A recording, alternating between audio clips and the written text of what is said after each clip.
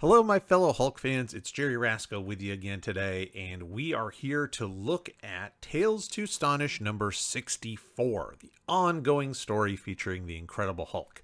So, thank you for everybody who has been subscribing and following along with both this series and the channel. I appreciate it greatly. We're doing great in our goal towards 1,000 subscribers towards the end of 2026. So, thank you to everybody who has subscribed. If you haven't, please think about clicking that button. And if you have, maybe think about recommending to a friend or somebody else that you think might like this comic book content. So again, we want to push to 1,000 subscribers by the end of 2026. And in doing so, if you are one of the folks who are subscribed when we reach that number, you could win this for free. Absolutely no cost, no purchase necessary. All you have to do is hit subscribe and be the lucky person, random person drawn at the 1,000 subscriber mark, and you can win not only this Incredible Hulk piece, but also this amazing Spider-Man piece to celebrate the other video series that I do featuring the original Amazing Spider-Man series. So if you like free art, go ahead and click that subscribe. We may also be able to do some more live streamings in the near future. Still working on getting some other guests in here as well. So lots of stuff coming up on the channel and other series that we're going to be reviewing as well. I'm getting those prepped and ready to go. So again, if you like what you're seeing here, go ahead and click that subscribe button, and we'd love to have you be part of this YouTube community. So as I mentioned, today we're going to look at Tales to Astonish number 64. So without further ado, let's head over and check it out together. So here's the cover to Tales to Astonish number 64. This is another Jack Kirby cover. There are a couple things here that are kind of tells, if you will, that this is a Kirby cover. Of course, you can always look it up on the internet, but one of the things here is Giant Man's face. So one of the things that was very common in the Jack Kirby style. You see this a lot with like Captain America or other characters who have masks that go over their eyes. He would show the eyes through, so you'd see their eyes, but it didn't leave a cutout kind of around much of the skin. So you wouldn't see the skin, you just have the eye. Like the cutout is perfectly shaped to the eye. Or if nothing else, maybe a little bit on the bottom, but almost always it went straight across that top of the eye there. That's pretty common. The other one, of course, is the hand. And so not only is it just the way the hand is constructed, it kind of had those flat, square tip fingers. Again, very common Jack Kirby trait. But then also a lot of his covers featured hands, people with hands kind of coming at you. Right, a lot of that foreshortening and forced perspective, and what that does is it creates a scale of size, and of course it creates depth in the composition. So when you have that hand coming out, even if it's not a giant hand, it's still a hand coming out. It's going to be larger. That's going to give you a foreground. Then the body itself is a midground, and anything behind it is a background. So it's a real easy way to create your 3 layers of depth just by having your characters reach out towards the, let's say, camera or the reader's eyes. Of course, we are going to be focusing today on the Hulk story, and we have a continuation. So we were introduced to the leader in the last issue. So we have this guy. He is also a person who's been mutated by gamma rays, and he is green skin, appears to be green skin all the time. He doesn't transform the way the Hulk does, and it increased his intelligence and also the size of his cranium. So he has a giant brain. Big brain make you smarter, I guess, is what they're saying. I like this idea of him looking through this viewport because he is not an active antagonist. The leader is not the kind of guy who's going to step up and go toe-to-toe with the Hulk. Eventually, we'll see some of that in the story. But here in the beginning, he is clearly a behind-the-scenes guy. He's had spies infiltrate the airbase where Dr. Banner is doing his work, and the Chameleon, as another spy, is still helping him out. And so he's a behind-the-scenes guy watching him. And one of the things I really liked is the color. So I'm going to zoom back in here real quick. But obviously the green on the leader, even after all these years, this comic is from 1965. And this cover is a scanned cover of a comic from 1965. And you can see the green is still very vibrant. But they used muted colors on the screen to give it that separation, that this isn't a window or a portal or something that's happening right there. We're looking through a screen, so things are muted a little bit. And again, I like that. That's an interesting color technique and something we could do very easily with today's modern coloring, but that would have been a lot harder to do in 1965. So I applaud them for that. So we're going to jump on in here. We're going to skip through the Giant Man story, and we're going to get to the Hulk. So here we have the first page of the actual Hulk piece of the story. And as I always remind everybody, I kind of mentioned it, this is a scanned PDF copy from a 1965 comic. So we will see old advertisements, we will see yellow paper, we will see rips and tears, we will see printing errors, all that kind of stuff. But it's a great thing because it's a time capsule. This really is what the comic looked like, for better or worse, in 1965. So it's great for us to be able to go back and see that without any corrections or digital recoloring or any of that stuff. I much prefer this. And so that's what we're looking at today. Same team that we've seen so far. Stan Lee is still writing stories. Steve Ditko is still drawing, and inked by, it's listed as George Bell, but George Bell is George Roussos. Now, I do want to point this out as well. I kind of talked about it a little bit. And again, remember the time frame. So yes, we are in my Spider-Man series. If you've been following that, we're at a point now. We're into the late 60s. Steve Ditko is no longer on the Spider-Man book by then. He and Stan Lee have had their falling out, and Steve is gone. This is much earlier. So right now, Steve is drawing Spider-Man and this and Doctor Strange and the occasional cover, character design, etc. So this is a busy guy. That's the reason why there's an inker on this, because he didn't have time to do everything himself. But what I want to say is every now and then I'll kind of refer back to sort of the Spider-Man stuff, because it's a frame of reference. And if you haven't followed along on my Spider-Man series and you're interested in learning more about Steve Ditko and seeing more of his, I would call it, it's not pure artwork, isn't the right term, but on Spider-Man, Steve Ditko inked himself, I think, with just a couple of exceptions. So if you want to go see what Steve Ditko art looks like without another hand involved, you can go check those out, those early issues, and kind of compare, and you'll see what I'm talking about. But that being said, this issue feels more Ditko-y to me, meaning that I see a lot of the mannerisms, the ticks, the uses of concepts like the composition, framing, moving the camera. There's a lot of stuff that you just go, yes, this is clearly feels much more like Ditko. So that means either George Roussos is following more directly the line work that was put down. Maybe parts of this issue were drawn more tightly, so there was less variation for the inker to have to figure out what they want to do. I don't know, but to me, there's stuff that just really rings a bell. Right off the bat here, we have just the story. So Dr. Banner is still changing into the Hulk when he gets too excited, and then when the Hulk gets too excited, he changes back to Banner. In the last issue, he got caught after the Hulk saved this nuclear weapon from being stolen by the leader and his humanoid. He had one humanoid, now he has many. And Banner was caught after turning back into Banner and arrested, I guess, on treason. And so, of course, we have General Ross here. We have Colonel Talbot and Banner. And so at the end of the last issue, he's left in prison. Here we are.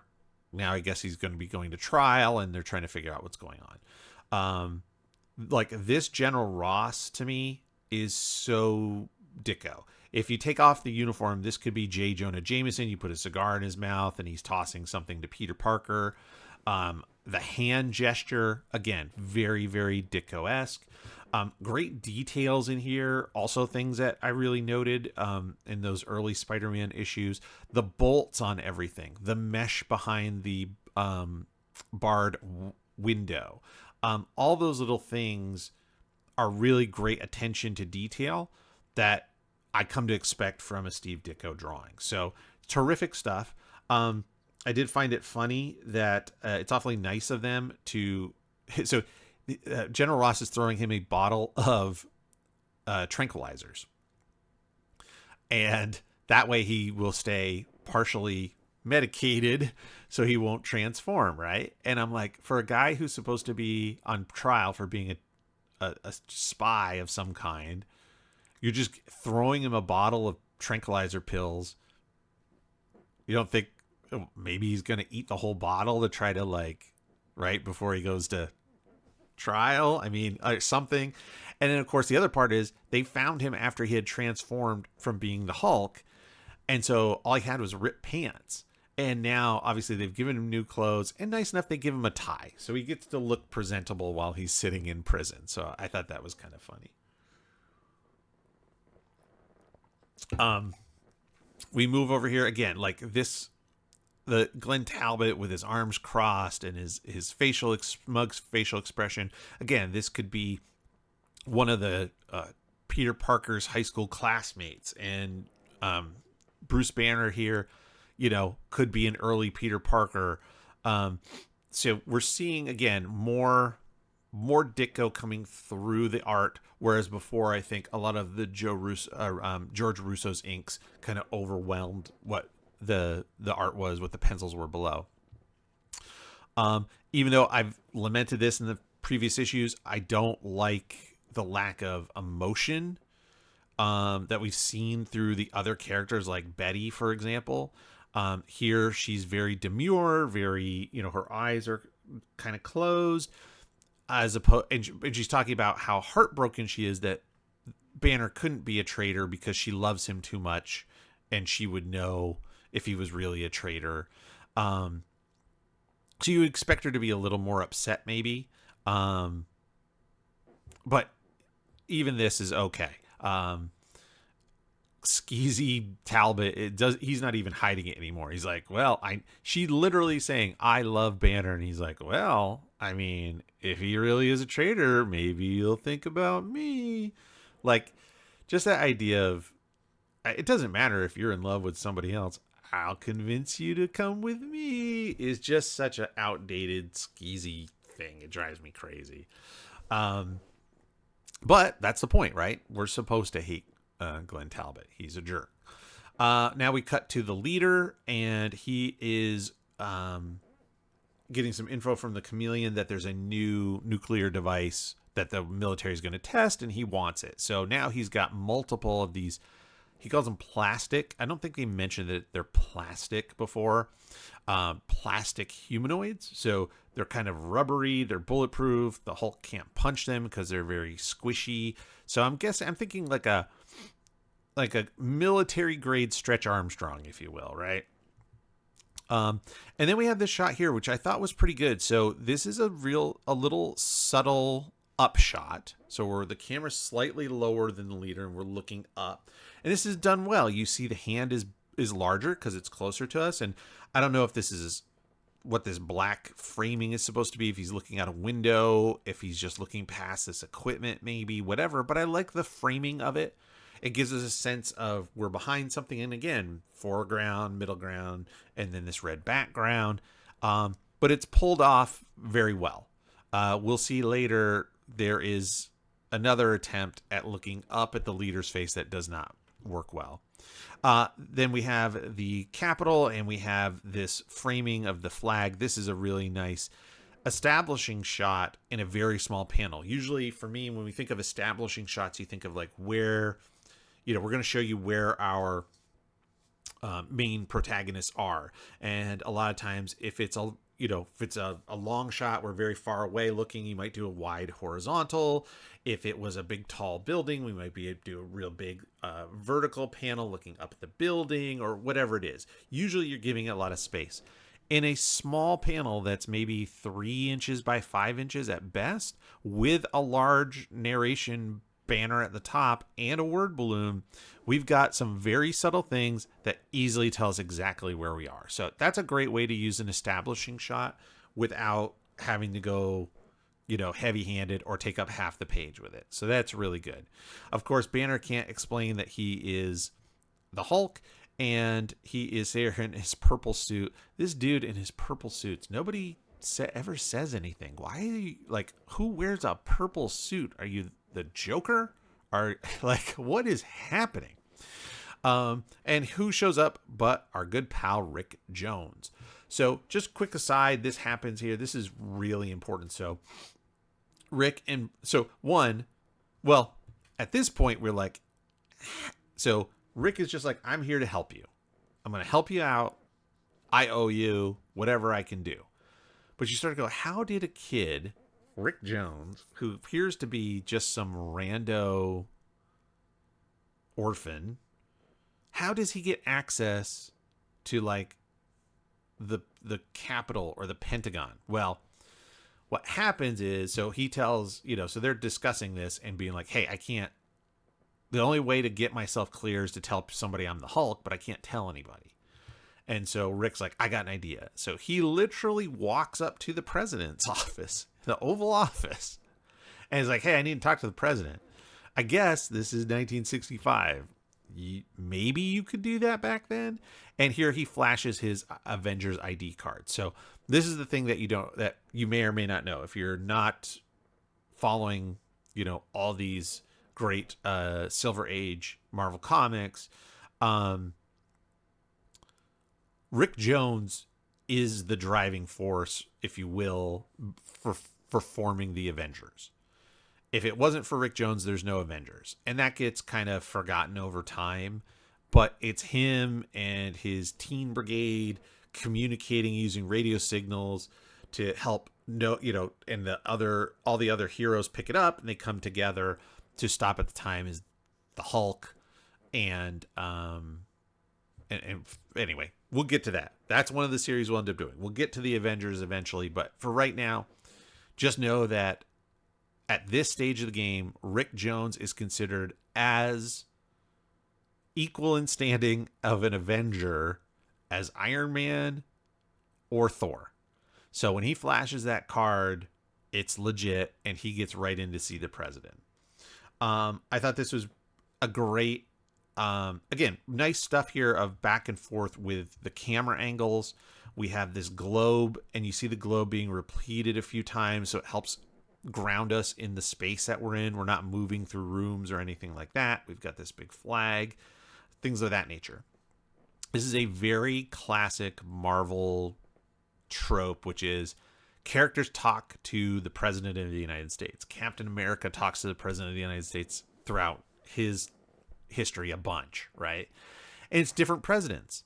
But you want these comics to be, in essence, evergreen. What I mean by that is, yes, it takes place in the 60s, and sometimes there are anachronisms that are all about the 60s. Obviously, a huge part of the Hulk is the nuclear phase and the nuclear arms race, right? So that's a big deal. But it's not tied to any one specific thing. We don't talk about, right? So what you do, you show a president, you don't show the president, and then that way it doesn't matter. This could be in the 70s, it could be in the 60s, could be in the 80s. Yes, some of the jargon may not fit, or some of the faction choices may not fit, but we're not tied to a specific president. So Rick tells him the secret, trusting the president, and the president goes, no problem. I agree with you. We need Dr. Banner. It's a shame that this happened. Because of my trust in the Avengers, I'm going to keep the secret. We'll pardon Banner. We'll clear him. It'll come from the Pentagon, so nobody can argue, and he'll be good. So at this point in time, Rick, Bruce, and the sitting president of the United States know that Bruce Banner is the Hulk. Interesting little twist there. I like it. So there's this island where the test is going to go. So the leader's sending a whole bunch of his humanoids. And I like this. This is great. He's smart. Now, you could fly this random helicopter over a military base and get shot down. Or these guys are plastic. They don't breathe. They don't get tired. So he just drops them off in the ocean a ways out, and they walk the rest of the way. Genius. It's a great idea. If you have things that are waterproof, why wouldn't you do that? It You have all the time in the world. There's no rush, so just send them walking. It's like the first Pirates of the Caribbean, right? If the bad guys are zombies and don't have to breathe, don't put them on boats or they can get shot and people see them coming. Sneak them through the water. Great plan. Um, Again, nice uses of your camera angles and stuff. So what I mean by that is, we're moving around a lot. We're seeing a wide shot of this island from above, so we understand what we're looking at. You have the leader looking through all of his screens all at once and loading up his humanoids in the back, dropping them into the water, and again, different angles for every shot. Great wide shot of Talbot and Banner. They appear to be the only people there. And I like this one here too. They go into the lab and now Banner's working and they're having a little back and forth. And some of it is true. You do get that feeling like Talbot's a jerk. He obviously doesn't like Banner. He didn't like Banner before he ever showed up. And then once he found out that Betty was interested in Banner, that made it even worse. And so now it's all personal, but he's just like, hey, I'm here to protect my country. I believe in the welfare of my country. And Banner's like, man, we're the same. We both believe in the same thing. If we could just trust me, we'd work together. It'd be great. So it's a shame, right? But I love this worm's eye view. We're almost like we're laying on the floor, and it's got this slight curvature, which is very, very nice. Good angles, good perspective of everything going back into the distance. Really nice little setup there of Banner at the controls. So now when you cut and Talbot is being, thinks he's being suspicious, turning knobs and things, which is how machines work. This is a great panel. It's subtle, right? You could have it could be this. It could be his face and him going, hold it. I want to know what those dials do. Instead, we have this hand going to his gun and Banner looking back over his shoulder. Great shading there on the lighting as Banner's, the light is above him, so the shadows are below. This is a really nice, subtle way to do things. And again, as I keep emphasizing, the more things you have close in your frame, you create depth. So you have a foreground. This is close to us. Banner's in the middle ground. He's in between. The machine is in the background. You have overlapping that tells us this. The whole thing is done really, really great.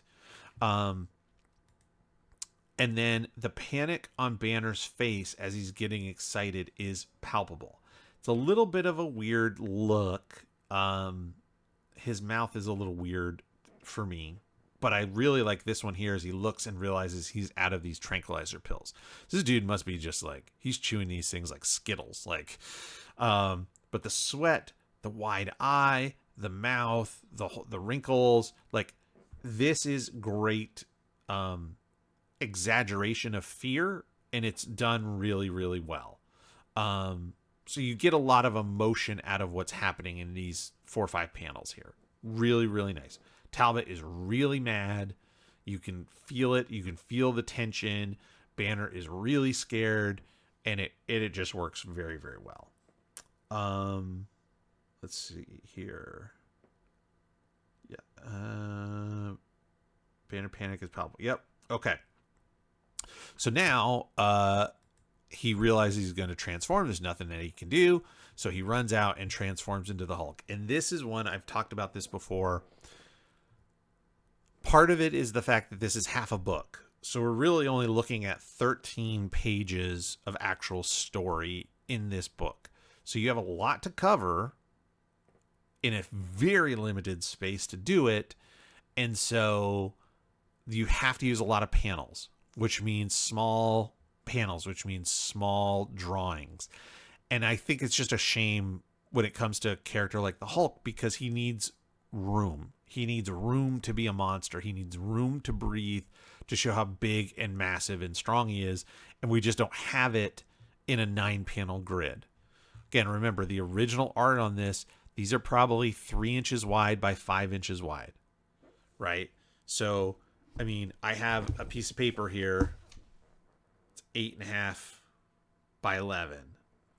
So you figure 3 by 5 is maybe, just about what, a quarter of this page. That's not a lot of room to work with to draw the Hulk transforming. This is where this top part would be so good if Banner runs outside and then transforms, and then you have this massive turn of the Hulk turning, flexing, fist raised. That would be great. Instead, it's just a tiny little panel. The Hulk drawing itself is okay. It's not the best Hulk. They're still flirting with. So if you go back and look at the series and you look at like issues, 1 through 4, 5, and especially issue 6, which was the first one that Steve Ditko did, you see a really monstrous Hulk, very Frankensteinish, very rough. Then he started getting, for lack of a better term, handsomer. More, he started, instead of like the real big flat head and just a fringe of hair, he started getting more of this mop of wavy hair, and more normal features. So they're still kind of in between. Sometimes it's a little monstrous, but it's not enough for my taste. Again, I don't know how much of that is the inking, how much of it is drawing in such a small panel. It is what it is. Again, one of the things I'm not a super big fan of is, this is an example here, what they're trying to do with this shading. So again, you have a small panel and your tools can only get so small. All the ink work is done with a brush. So how fine of a brush point can you get to where it will still, you can still control it and still apply ink to the paper? It's not easy. So these lines that are trying to do subtle shading don't work at this size. You either need a lot smaller lines or fewer lines. You'd be better off with just some solid black shadows and less of this feathering. Now, down here on the calf works well. That's a nice fade from the light hitting the top. There's an undercast shadow under the muscle, and then the light is going to hit the back of that where the Achilles is. That's nice. Under this arm here is a hot mess. It makes him look stringy, as opposed to muscular. This back here, also not great. Again, it's just the lines are too big. When you do it on a larger figure, when you zoom in and you do feathering like on this part of the shoulder here, works really nicely. Could be a little more subtle under the cheek, but it works. You take that same exact size and shape of shading, of rendering, and put it on a figure an eighth the size, and it doesn't work so good. So, not my favorite. The leader, so his humanoids reach the island, and who do they see but the Hulk? And he's very interested in the Hulk because at this point, nobody is aware of what gamma rays necessarily do. These two people appear to be the only ones mutated through gamma radiation exposure, so he wants to study the Hulk, thinking he'll learn more about himself. The humanoids attack, and I really like this one. And the next page, there's some really nice, what I said is organized chaos, which Steve Ditko is amazing at.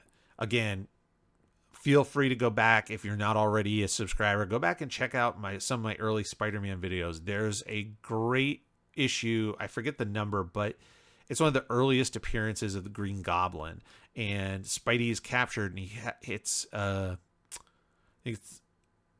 Crime Master. It's not the big, I believe it's the Crime Master and the Goblin are fighting over who's going to run organized crime. There's a whole bunch of bad guys, and Spidey fights them all in this like garage chop shop warehouse thing. And there's just people hanging off him, leaping. He's throwing one guy while he's kicking another guy. And that's what this reminded me of. And this is obviously something that Steve Ditko is very, very good at, right? So you put in your Hulk, and then you have just these figures just all wrapped all around him, and arms and legs, and then him trying to throw them off. So you get the motion and people flying away. It's really cool stuff. It's organized chaos, but it looks great. I really like it. Same thing here. Again, the Hulk faces I could do without. But the overall composition of the pages is really well done. Um, yeah, it's almost there's again. I don't know. I've mentioned this before. I don't know how every artist works. I know how I personally work, and that is I draw in sequence. So when I have a script, whether one I write or one that's somebody else writes, I start with page one and I draw them in order. That way I can always go back and reference. But what that means is if you're on a deadline and you spend a lot of time on stuff like this, on all these details, these great shots of the Capitol, all this kind of stuff, terrific work. When you get towards the last few pages, are you hurrying a little bit? So all of a sudden now, are his pencils less tight? Because you notice there's less detail. All of a sudden, like some of the circles on the humanoids are missing comparatively. Like let's look back at, let's see here. Yeah. So you see when they go in the water, there's like this ring around their neck. There's 3 circles kind of around the neck piece. There's 2 on the chest. There's 2 on their on their head. And now all of a sudden, so we saw it here. Here you go. There's lines. They have like little shorts. There's circles in different areas. And now it seems kind of missing in areas. Here it does have it in some, but it just seems quicker. I don't know. Like again, I don't know if it's a deadline issue or what the deal is. I love the composition, so maybe it's just these are done more like roughs, and George Russo's the inker was doing more finishes. Hard to say, but they tackle the Hulk. He flips out. They flip away. Finally, we have a bigger panel, and again, it's only a third of the page, so it's not even a half of a splash page, but we have a nice wide panel so the Hulk can stretch out, really throw those punches. I really like how he's got all of his weight planted on one foot where he's punching, and his other leg goes off into the down into the ground as he's trying to stand up.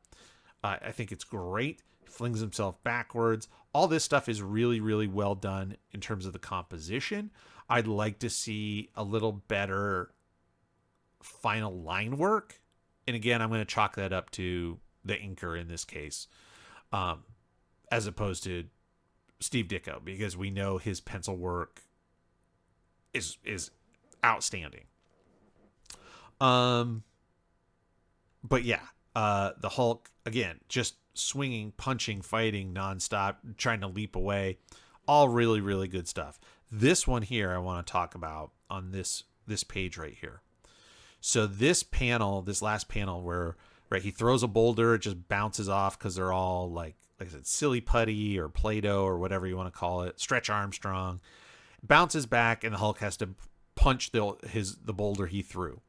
Now, I've said in the past, if you use a pure 90-degree profile shot, it's one of the weaker images you can use because it completely removes the illusion of depth. All you see is literally the surface of one side.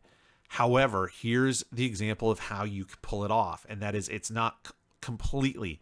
The only part that's really true profile is his face, which is fine. And the profile face is great. This is a good Hulk. This Hulk face down here is monstrous. The nose is short. The upper lip is long. We see the heavy brow, the scruffy hair. This is a good monster Hulk compared to some of the other ones that we've seen so far. The shoulder here is a little bit of a profile, right, as his arm goes. But we see his other arm as well behind him. And then we've turned his torso and his hips. So one leg is going back into space, the other leg here. So it's not just one leg as, again, standing stock still, pure profile.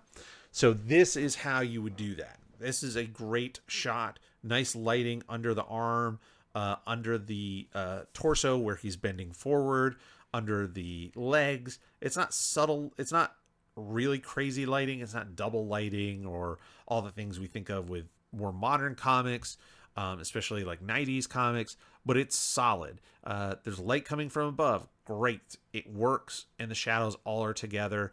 and we have no problem. And this is probably one of the better Hulks throughout the entire issue. So, General Ross is sending troops so they can try to capture the Hulk. Talbot has locked himself inside the bunker, so he's safe. Here's the upshot of the leader's face that I was talking about earlier that does not work. This is not great. It looks like he's just kind of pulling his chin in. Now, why? Why doesn't it work? It's because of the shape of the head. So with a normal human being with a normal shaped head, when you tilt your head way back and look straight at somebody like that, everything, all your features get moved up onto your face. And again, it's perspective. As things go away from you, they get smaller. As things come towards you, they get larger. So even though there's not a ton of distance between the top of my head and my chin, if you tip back, now my chin is closer to you. So the chin is going to be pronounced. The nose is going to block some of the facial features. The eyes go higher up on the head. You're going to see less of my forehead as it goes away to my hairline. You have a guy who has a giant head. So as you tip it back, he still has a giant head. So there's still a lot of head to see. It doesn't help that this, whatever this thing he wears to control the humanoids, that should be even further back as well. But it just real quick by comparison, I think we see it here where there's, here we go. So there's a straight on shot here where you see it kind of goes up in this arc over his head, which is fine. And when you look, it's kind of in the same arc, but now there's a lot less head and his face is squished down below and looks real weird. Now, this is right where the bottom of your nose, instead of being like, here's your eyes and then it's down here, when you tilt your head back, your eyes and the bottom of your nose seem to start to line up together again, just because of the perspective of your eyes are further away from the tip of your nose. So things shrink together. So again, I can't block it with my hand. If you take away the top of the head, that's not a bad upshot of a creepy face. That's fine. But the shape of the head doesn't work. And so you could still do it if you tip his head even further back. Make that top. Yes, I know he has a cranium, weird cranium. Take this device, move it way back so all you can see is maybe a sliver of the bottom of it, right? So it would be, instead of being flat like this, it's going to tip back with his head, and all you're going to see is kind of that edge. That would be a better way to do it. The other thing that doesn't help, that's kind of a mistake, is there's a coloring mistake which hurts this.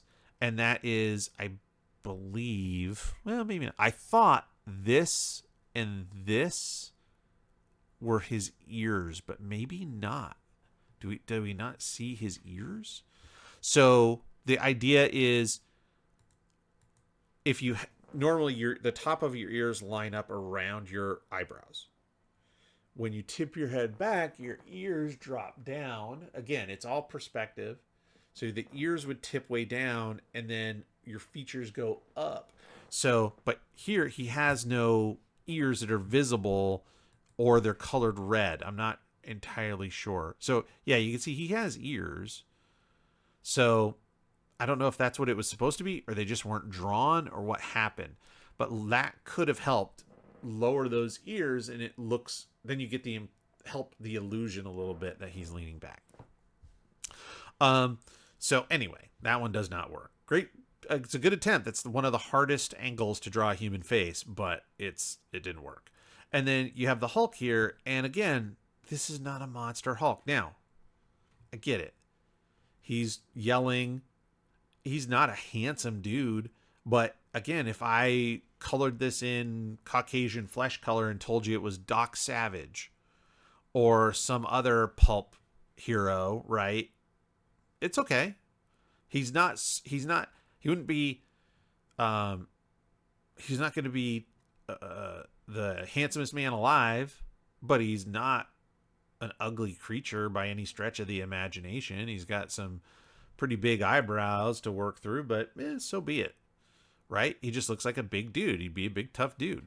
So it's not hulky enough, if that makes sense. But I like the sunset. So again, we're just sort of we go. I what I would have done this a different way. I would have gone with the close up, then the medium shot, then the far shot. So it looks like our camera is pulling back, back, back. And as well, if you had the leader with his close up right next to the Hulk close up, put them in similar angles, now you have this mirror image of the two antagonists kind of in the same spot, which you could do. So I would do close up, close up. I would put them next to each other and then go close up, mid range, long shot. So again, it gives you that sense of the camera pulling away as the Hulk is fighting in the sunset and hoping that he doesn't change, but according to the narration, he's about to change back to Bruce Banner. And there's our story. So that's Tales to Astonish 64. We're going to jump back over to the main desk and wrap things up. So that's my review of Tales to Astonish 64. It has some good stuff. It has some things that work. It has some things that didn't work. It's interesting to see the leader. I like the fact that we see so often a villain tries a scheme, right? The Joker's going to poison the water, or the Green Goblin's going to I don't know, whatever, right? Or it's just the idea is there's always a villain that has a plan, and the hero thwarts the plan. And you go, well, it would have been a good plan, except for the hero thwarted it. So instead of going back to, and correcting your error and trying again, they always come up with a new plan. Understood from a story perspective. If the characters do the same things over and over, that's boring stories. But I like the idea that the leader was like, I almost won with one of these things. He almost beat the Hulk and stole this device. Why don't I send an entire horde worth of these plastic dudes? They should be able to stop anything. And great, so don't give up on it, just improve on it. Makes a lot of sense, and makes sense for a guy whose whole concept is he's a super genius. So I like that part of the story. Like I said, good writing. For the most part, we've gotten through the whole how is Banner going to get out of his legal troubles pretty quick with that Rick Jones and the Avengers tie-in. So overall, pretty good stuff there. I'm going to give this one a 7 out of 10. Pretty fun little read. Again, could be better at times. I wish this is one of those where you go, man, I wish Steve Ditko had the time to both pencil and ink it himself, but it is what it is. And we'll look at it as such. So hopefully you enjoyed the story so far as well, and you're interested in seeing what happens to the Hulk in the next issue. I am interested to see how things continue with the leader here. So join me again same time next week as we look at Tales to Astonish number 65 and more stories about the Incredible Hulk. Thanks.